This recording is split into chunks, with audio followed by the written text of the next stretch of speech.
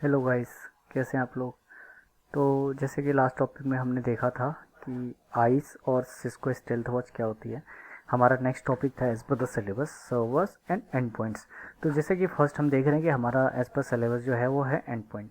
तो and points होते क्या हैं वो हम इस टॉपिक में डिस्कस करेंगे, इस वीडियो में डिस्कस करेंगे। साथ साथ ही हम कोशिश करेंगे कि इस टॉपिक में हमारा सर्वर भी कवर हो जाए, सो दैट कि हमारा काम इजी हो जाए और हम इजीली इस चीज़ को थोड़ा एलेबोरेट कर पाएँ।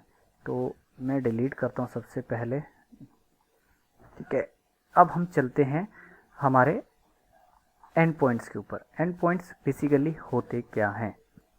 एंड पॉइंट सी जैसे कि आप देख रहे हो, एंड एंड मतलब जो लास्ट का है वो लास्ट पॉइंट पे क्या कुछ भी कनेक्टेड हो सकते हैं। ठीक है, इसको बोलते हैं एंड पॉइंट्स। ठीक है, एंड पॉइंट्स नेटवर्क में क्या होंगे, ये स्विच है। स्विच के साथ अब एंड पॉइंट देखते हैं हम। ठीक है, एक एपी है, वो ये भी एंड पॉइंट हो सकता है। एक वर्क स्टेशन है, ये भी एंड पॉइंट हो सकता है। एक इस केस में जो है आपका लैपटॉप भी एंड पॉइंट्स हो सकता है। एक आपका ये प्रिंटर है, ये भी एंड पॉइंट हो सकता है। सर्वर है, ठीक है, ये भी एक एंड पॉइंट हो सकता है। और नेटवर्क अप्लाइंसेस ले लो, जैसे कि बायोमेट्रिक मशीन्स हैं और भी चीज़ें हैं, स्मार्ट टीवी, जो भी आपका वाईफाई से कनेक्ट हो पा रहा है, मोबाइल फ़ोन, टैबलेट। अब मैक ऑपरेटिंग सिस्टम से रिलेटेड, चलो ऑपरेटिंग सिस्टम हमारा सर्वर में भी देख सकते हो। ये इस टाइप की जो डिवाइसेस होती हैं वो हमारे कहलाते हैं एंड पॉइंट्स। एंड पॉइंट्स ये होते हैं। एक्सेस पॉइंट तो बेसिकली यहाँ पे नहीं है, फिर भी मैंने बताया कि चलो एंड पॉइंट कौन सा कनेक्टेड है तो ये पता चल जाता है एटलीस्ट कि एक एक कंसीडर कर सकते हो एंड पॉइंट है। सर्वर खुद एक टॉपिक है, सर्वर भी हम पता कर सकते हैं कि सर्वर एक तरीके का एंड पॉइंट है। तो फर्स्ट जो हमारा टॉपिक है इसके ऊपर वो है हमारा कि एंड पॉइंट होता क्या है। ठीक है, तो हम चलते हैं थोड़ा सा इसको लेकर के आते हैं ऐसे। ठीक है, फर्स्ट है हमारा कंप्यूटर। कंप्यूटर क्या होता है, जैसे कंप्यूटर में आपने लैपटॉप भी ले लिया, सर्वर्स ले लिए, वर्क स्टेशन ले लिया, और ये सब क्या है ना, कॉमन एंड पॉइंट्स हैं। हर नेटवर्क में ये सारे एंड पॉइंट्स आपको डेफिनेटली मिलने वाले ही हैं। इसमें ऐसा कुछ नहीं है कि यार आपको कुछ चीज़ें मिली हैं कुछ चीज़ें नहीं मिली हैं तो आप उसको एंड पॉइंट कंसीडर नहीं करते हो। जो भी एंड यूज़र के लिए है एक्सेसिबल है, वैसे तो सब कुछ है, बट जैसे कि मोबाइल हो गया, और वैसे ही हमारे पास हो गए कंप्यूटर्स हो गए, ठीक है, सर्वर्स हो गए, ये सारे हमारे क्या कहलाते हैं, एंड पॉइंट्स कहलाते हैं। ये एक तरीके का एंड पॉइंट्स है। इसके अलावा आता है मोबाइल डिवाइस। मोबाइल डिवाइस वो होते हैं जो कि आपके ट्रैवलिंग में काम आता है, या फिर उसको आप मोबिलिटी कर सकते हो, जो मूव हो सकता है इजीली वन सोर्स, एक लोकेशन से दूसरे लोकेशन पे, वो सारे मोबाइल डिवाइस होते हैं। जैसे इसमें हम आपका, जैसे यहाँ पे लैपटॉप भी आ रहा था अगर कंप्यूटर के अंदर, तो यहाँ पे भी मोबाइल डिवाइस के अंदर आप लैपटॉप को भी ले सकते हो, ठीक है, मोबाइल फ़ोन को भी ले सकते हो, साथ साथ ही आप ले सकते हो टैबलेट, टैबलेट पीसी जो होती हैं वो ले सकते हो। तो ये सारे जो डिवाइसेज है वो हमारे किस में काम, कौन से कैटेगरी के हैं, ये है हमारे जनरली मोबाइल के ऊपर। जो हमारा थर्ड पॉइंट है वो है प्रिंटर। ठीक है, प्रिंटर्स क्या क्या होते हैं कि ये भी स्विच से डायरेक्टली कनेक्टेड, लेकिन क्या होता है ना, फाइनली है ये एंड पॉइंट है, मतलब इसके बाद बाहर कुछ जाएगा तो क्या जाएगा, पेपर। ठीक है, और इसमें इंसर्ट होगा पेपर, या फिर यहाँ पे स्कैनर है तो स्कैन करके ये हमारे नेटवर्क में सर्वर के ऊपर डेटा स्टोर करेगा। तो ये भी एक तरीके का एंड पॉइंट ही होता है आपका। साथ साथ ही जब हमारा इसके ऊपर चलते हैं तो एक है हमारा कैमरा। अब आप कहेंगे कैमरा कैसे एंड पॉइंट है, तो कैमरे भी दो टाइप के होते हैं, एक आईपी बेस्ड कैमरे हैं और एक होते हैं नॉर्मल, ठीक है, जो आईपी बेस्ड नहीं होते। तो फिलहाल हम बात करेंगे एज अ नेटवर्क में, तो हम आईपी बेस्ड कैमरे की बात करेंगे। ये चलता है एनवीआर पे, नेटवर्क वीडियो रिकॉर्डर, और जो नॉर्मल कैमरेज होते हैं वो चलता है डीवीआर पे, digital video recorder, digital camera बोलते हैं। ठीक है, तो जो नेटवर्क के कैमरे होते हैं वो भी आपके नेटवर्क में क्या होंगे, वो एंड पॉइंट्स होंगे। ठीक है, क्योंकि ये एंड पॉइंट इसलिए कहे जा रहे हैं क्योंकि हम इसके ऊपर कुछ चीज़ें इंप्लीमेंट करेंगे, जैसे कि आईपी एड्रेस होगा, मैक एड्रेस होगा। आपने ये देखा होगा कि अभी जितने भी डिवाइसेस हमने लिए हैं सबका मैक एड्रेस आईपी एड्रेस सब पे हम कॉन्फ़िगर कर सकते हैं। तो इसलिए हमने इसको नेटवर्क के अंदर एंड पॉइंट्स में रखा है। जैसे फिफ्थ पार्ट है हमारा, फिफ्थ पॉइंट पे लेते हैं अगर हम, तो नेटवर्क अप्लाइंसेज होते हैं। जैसे कि अप्लाइंसेज में ले लो आप टीवी, जैसे कि आजकल एंड्रॉयड टीवी आ रही है, ठीक है, एंड्रॉयड टीवी है, वो आपका एक तरीके से स्मार्ट एंड पॉइंट हो जाता है। आजकल आपने यूपीएस भी देखा होगा, ऑनलाइन यूपीएस बोलते हैं या फिर नेटवर्क बेस्ड यूपीएस है, ठीक है। यूपीएस भी ले सकते हो आप। इसके साथ साथ ही आप रेफ्रिजरेटर्स भी ले सकते हो, जिसके ऊपर आपको क्या होगा, डायरेक्टली कंट्रोल रहता है इथरनेट केबल से। फैन, आजकल तो बहुत सारी एन नंबर्स ऑफ चीज़ें आ गई हैं, ठीक है। तो ये सारे एंड पॉइंट्स में हो गए। एक होता है internet of things, IoT, IoT device.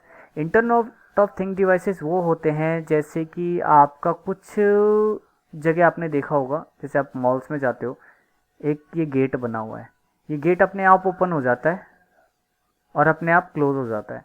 तो किस बेस पे होता है, उसके सामने एक सेंसर लगा होता है कि इस सेंसर में जो भी आएगा वो डिटेक्ट करेगा, अगर वो इधर की तरफ मूव कर रहा है, उसके पास आते ही क्लोज आते ही गेट ओपन हो जाएगा। और जैसे वो चला जाएगा डेस्टिनेशन में, थोड़ा दूर चला गया, तो क्या कर देगा, उसको क्लोज कर देगा। तो ये इस टाइप के सेंसर्स होते हैं। कुछ सेंसर्स होते हैं जैसे कि आपका ह्यूमिडिटी काउंट करके कर देगा। तो ये सारी जो चीज़ें हैं वो कंसीडर होती है हमारे एंड पॉइंट्स में, ठीक है। एंड पॉइंट्स बहुत ही इंपॉर्टेंट थिंग है, क्योंकि यूज़र्स को हमेशा एंड पॉइंट पे ही मूव करना होता है और एंड पॉइंट को ही यूज़ करना होता है। तो ये था हमारा जनरल एक एंड पॉइंट का ओवरव्यू कि एंड पॉइंट होते क्या है। इसके अलावा फिर हम चलेंगे नेक्स्ट, सर्वर्स। सर्वर्स को गाइस हमें बहुत ही ध्यान से देखना है, क्योंकि सर्वर है एक छोटी चीज़ नहीं है, ये अपने आप नेटवर्क में बहुत बड़ी चीज़ है और हर जगह यूज़ होती हैं। ऐसा नहीं कि आपने आज यूज़ कर लिया फिर आपको नेक्स्ट में फ्यूचर में कभी यूज़ नहीं कर पाओगे, ये हर वक्त यूज़ होने वाली चीज़ें हैं। आपको इसमें बहुत इंटरेस्टिंग सी एक स्टोरी बताता हूँ मैं कि होता क्या है हमारे नेटवर्क में। हम जाते हैं ना जैसे बैंक्स में, तो क्या बोलते हैं, सर्वर डाउन है। अब वो क्या करते हैं ना, हमें बेवकूफ़ बनाने की कोशिश करते हैं कि हम सर्वर डाउन है।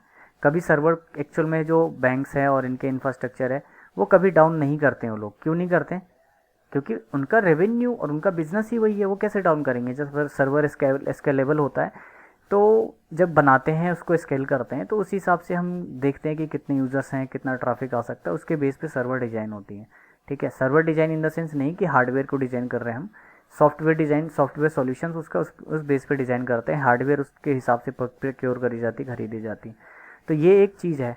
तो कभी भी हमारा सर्वर डाउन नहीं होता है। उस केस में हमारा ये हो सकता है कि लेटेंसी है या ट्रैफिक हाई है, ये चीज़ कह सकते हैं। लेकिन हाँ ठीक है, आज के बाद हम ये भी कहना, कोई हमें कहता है तो हम इजीली बोल देंगे कि भाई साहब हमें भी पता है कि सर्वर डाउन नहीं होते। तो सर्वर्स के टॉपिक्स में हम पढ़ेंगे कि सर्विस प्रोवाइडर्स किस टाइप के यूज़ करते हैं सर्वर, डेडिकेटेड हार्डवेयर क्या होते हैं, क्लाइंट सर्वर मॉडल्स क्या होता है, सर्वर ऑपरेटिंग सिस्टम्स किस किस टाइप के हैं, उसके किस किस टाइप के जो वेरियस टाइप ऑफ सर्वर्स हैं वो देखेंगे। साथ ही हम देखेंगे कि इसके अंदर सिक्योरिटी इन्फोर्समेंट और सिक्योरिटी कंसिडरेशन कैसे करेंगे, ठीक है। साथ ही हम उसको देखेंगे रिटेंडेंसी एंड लोड बैलेंसिंग का पार्ट भी। तो चलते हैं हम अपने वाइट बोर्ड के ऊपर, क्योंकि हमारा इंपॉर्टेंट मस्त वाला टूल है ये। तो फर्स्ट टॉपिक पे हम चलते हैं कि सर्वर्स हमने देख लिया कि क्या होता है। सर्वर बेसिकली वो डिवाइसेस हैं जो कि आपका जहाँ पे इंफॉर्मेशन स्टोर्ड है वो एक तरीके का सर्वर कहलाता है। कुछ भी हो सकते हैं, डेटाबेस सर्वर है, एप्लीकेशन सर्वर है, कम्युनिकेशन सर्वर है, ईमेल सर्वर है, बहुत सारे टाइप के सर्वर्स हैं। अभी हम नेक्स्ट टॉपिक में, नेक्स्ट पॉइंट में डिस्कस करेंगे। तो पहले हम चलते हैं, जैसे कि हमारा फर्स्ट पॉइंट था सर्विस प्रोवाइडर। तो सर्विस प्रोवाइडर क्या होता है,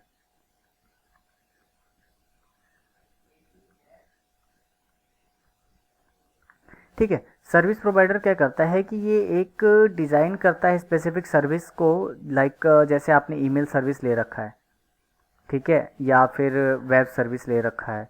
तो ये एक टाइप की सर्विसेज होती हैं। सर्विसेज के अकॉर्डिंग हमारा क्या करता है, सर्विस प्रोवाइडर है ना, सर्वर को बिल्ड करता है। बिल्ड करने के बाद वो उसको टेस्ट वगैरह कर करके, जैसे कि हमने अभी आपको बताया कि हम भी एक लैब सेटअप कर रहे हैं लैब एक्सेस के लिए, जो आपको वर्ल्ड वाइड कहीं पे भी मिलेगा।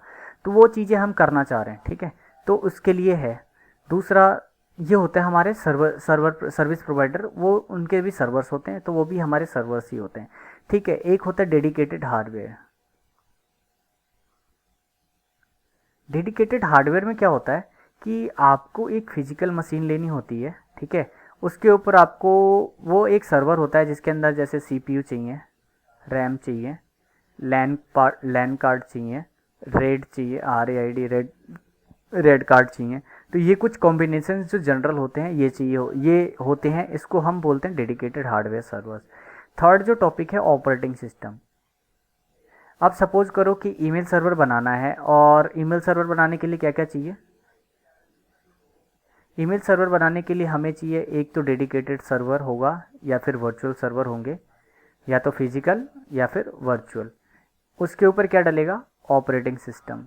तो यही वो ऑपरेटिंग सिस्टम होते हैं जो इसके बेस पे डलता है। तो बेसिकली आजकल आप देखोगे सर्वर के ऊपर ESXi जो VMware का है, प्रॉक्समॉक्स और रेड हैट, विंडोज़ सर्वर, ये सर्वर्स डलते हैं बेसिकली। ठीक है, रेड हैट के ऊपर, रेड हैट को छोड़ते हैं अपन, हम लिखते हैं लिनक्स यूनिक्स। तो लिनक्स यूनिक्स में बहुत सारे चल आ जाती हैं, जैसे RHEL, Red Hat Enterprise Limited, CentOS, Ubuntu और डेबियन, काली। तो इस टाइप के सर्वर्स हम इम्प्लीमेंट करते हैं, और सर्वर्स ही बोलते हैं इसको बेसिकली, कि विंडो का सर्वर है या इसका सर्वर है। तो बेसिकली सर्वर तो ये होता है, बट ऑपरेटिंग सिस्टम के अकॉर्डिंग में हम नाम दे देते हैं। अब types of server, types of servers किस किस टाइप्स के होते हैं, यहाँ पे भी आप देखोगे कि बहुत सारे टाइप्स के हमें सर्वर्स मिलेंगे। जैसे कि अब हम स्टार्ट करेंगे, जैसे हमारा फर्स्ट टॉपिक, हमारा फर्स्ट पॉइंट जो है सर्वर का है, वो है हमारा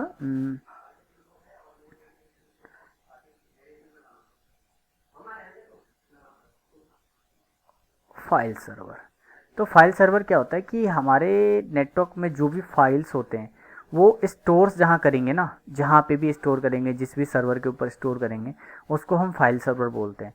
उसके अलावा एक नेक्स्ट लेवल होता है वेब सर्वर। वेब सर्वर क्या होता है कि जो आपके वेब बेस्ड एप्लीकेशन है वो जहाँ पे स्टोर्ड होते हैं वो वेब सर्वर कहलाते हैं। जैसे कि अभी हमने देखा था, फर्स्ट पॉइंट था हमारा जिसमें ईमेल सर्वर। तो ईमेल की सर्विसेज जहाँ पे इंस्टॉल्ड होंगी, जहाँ से ईमेल सर्विसेज आपस में कम्युनिकेट करेंगी, तो वो होता है हमारा ईमेल सर्वर। बाय डिफ़ॉल्ट आपको सर्वर का सिंबल कुछ ऐसा ऐसा मिलेगा। ठीक है, तो मैं इसीलिए ऐसा बना रहा हूँ, थोड़ा लंबा सा होगा टावर की तरह। ठीक है, फिर होता है एक डेटाबेस सर्वर भी होता है, कि सपोज़ करो इन वेबसाइट पे कौन यूज़ कर रहा है, या वेबसाइट को डेटा कहाँ से देना है, तो इस तरीके का एक अपना डेटाबेस सर्वर भी होता है। ठीक है, इसके अलावा होता है एप्लीकेशन सर्वर। अब एप्लीकेशन सर्वर और वेब सर्वर ऑलमोस्ट सेम ही कह सकते हो आप। तो इस पे एप्लीकेशन भी कई बार बोलते हैं कि कोई एप्लीकेशन चल रहा है, तो एप्लीकेशन इन द सेंस कि कोई सर्विस चल रही है, तो सर्विसेज का भी सर्वर होते हैं। ठीक है, सिमिलरली आपको मिलेगा प्रिंट सर्वर, जहाँ पे बड़ा ऑर्गेनाइजेशन होगा, मल्टीपल यूज़र्स होंगे, वो प्रिंट सर्वर उनके सर्वर से कम्युनिकेट करा देंगे, सो दैट कि प्रिंटर सिंगल एक लैन पे कनेक्टेड है, और उस प्रिंटर को हमने पर्टिकुलर कुछ यूज़र्स के साथ मैप कर दिया, बाइंड कर दिया। ठीक है, तो जब भी प्रिंट देगा तो वो यूज़र्स के साथ प्रिंट हो जाएंगी। इसके साथ ही आता है एप्लीकेशन सर्वर, तो हो ही गया हमारा DNS सर्वर। DNS क्या करता है, इनके साथ के सिस्टम में डोमेन नेम सिस्टम का भी प्रोविजनिंग है, तो वो एक तरीके का DNS रेजुलेशन, नेम रेजुलेशन का प्रोवाइड कराता है। उस टाइप के भी सर्वर्स होते हैं। इसके अलावा फिर हम चलते हैं DHCP सर्वर। DHCP सर्वर क्या करता है कि डायनेमिकली आपको IP एड्रेसेस प्रोवाइड कराता है। जब यूज़र्स क्लाइंट जो है वो IP एड्रेस के लिए रिक्वेस्ट करता है, तो DHCP क्या करता है, डायनेमिकली एड्रेस एक प्रोवाइड कराता है, जो सिस्टम में हमने जो DHCP कन्फिगरेशन के ऊपर पूल कन्फिगर करी होगी, उस टाइप के सर्वर्स होते हैं। ये सर्वर्स ज़रूरी नहीं है कि इन ऑपरेटिंग सिस्टम से ही हो, कहीं पे भी हो सकते हैं, किसी और अदर एप्लीकेशन पे भी हो सकते हैं, खुद का कुछ और भी बना सकता है, कोई ऑपरेटिंग सिस्टम खुद का बिल्ड कर सकता है। बेसिकली हम ये कुछ जो कॉमन एप्लीकेशन के लिए कॉमन ऑपरेटिंग सिस्टम है उसके अकॉर्डिंग बात कर रहे हैं। दूसरा इसके साथ आता है ऑथेंटिकेशन सर्वर, LDAP सर्वर, और भी बहुत सारी चीज़ें हैं जो बहुत टाइप के सर्वर्स आपको मिलेंगे।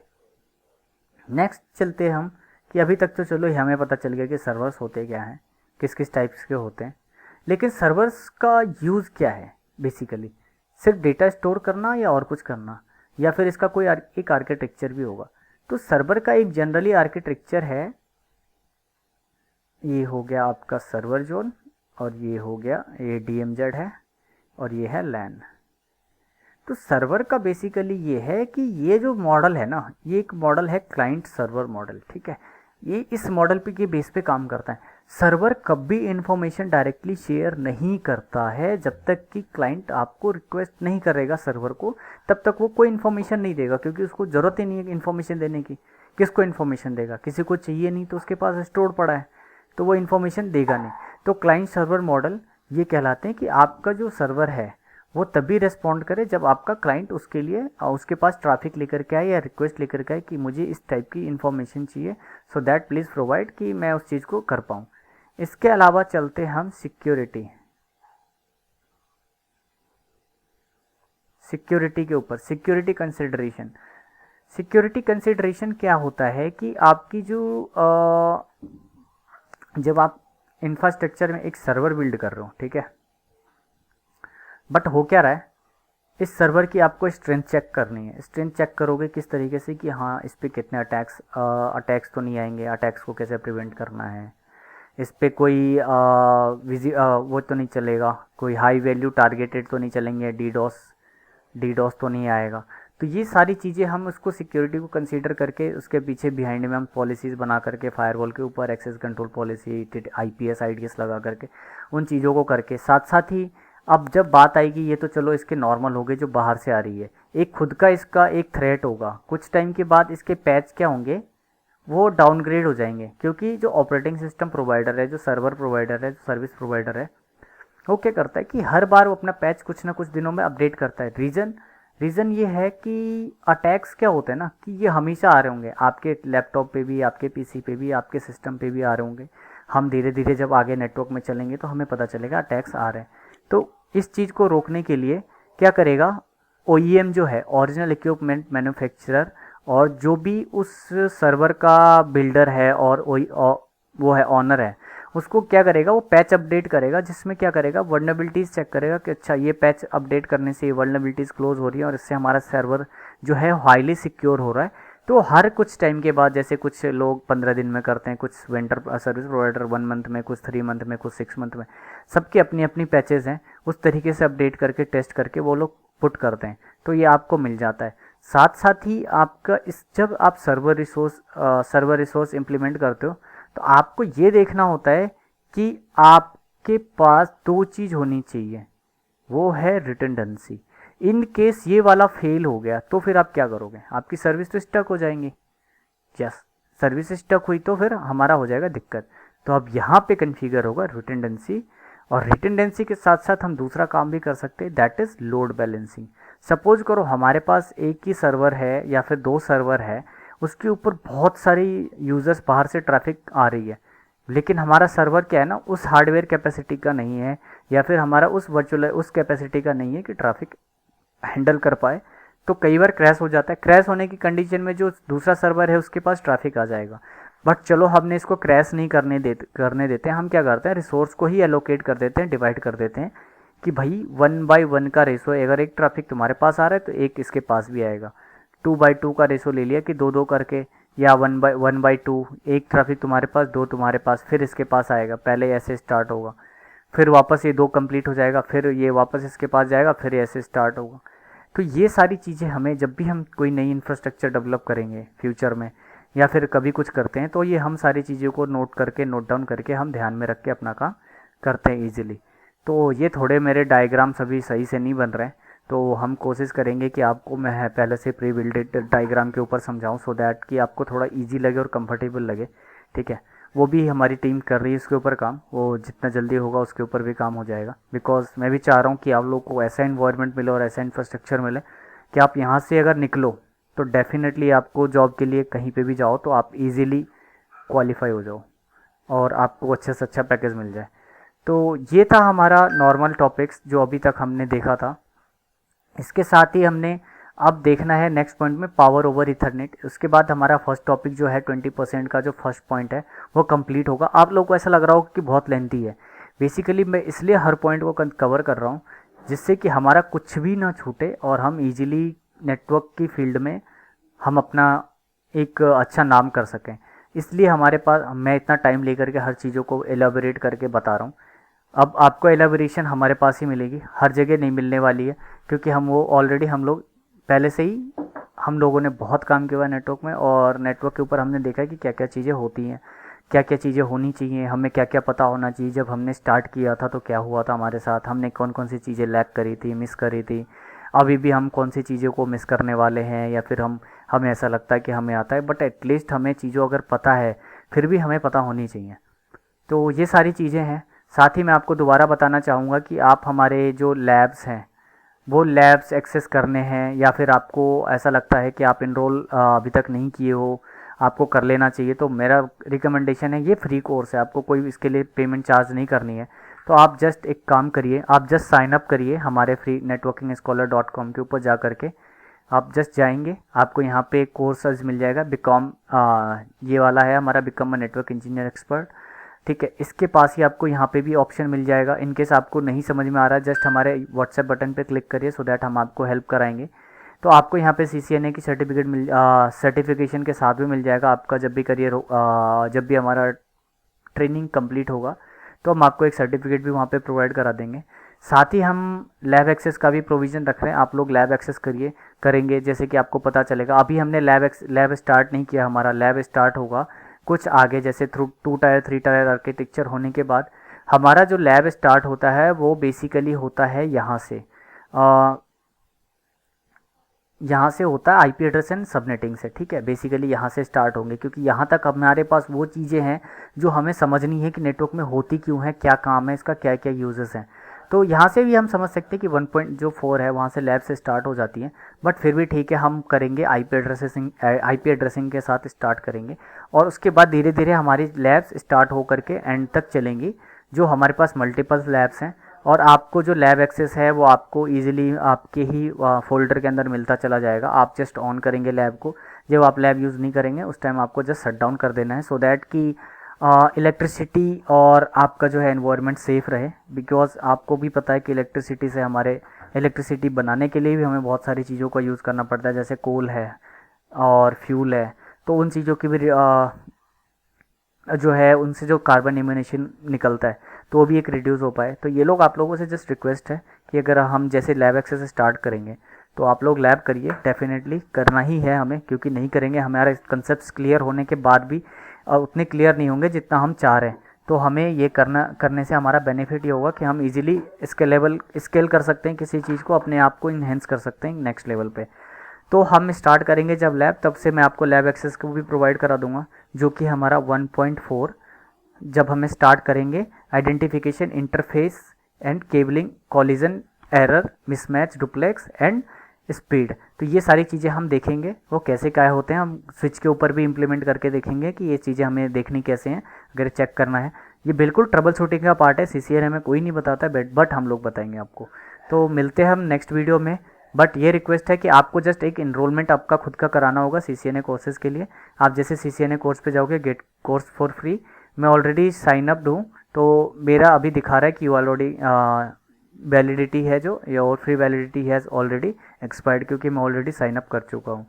ठीक है, तो इसमें दिक्कत नहीं है, आपको मिलता जाएगा, और हमारे पास बहुत सारे बच्चे जुड़ चुके हैं ऑलरेडी। तो मिलते हैं हम नेक्स्ट वीडियो में, जो कि है हमारा पावर ओवर इथरनेट। तब तक के लिए बाय, थैंक यू।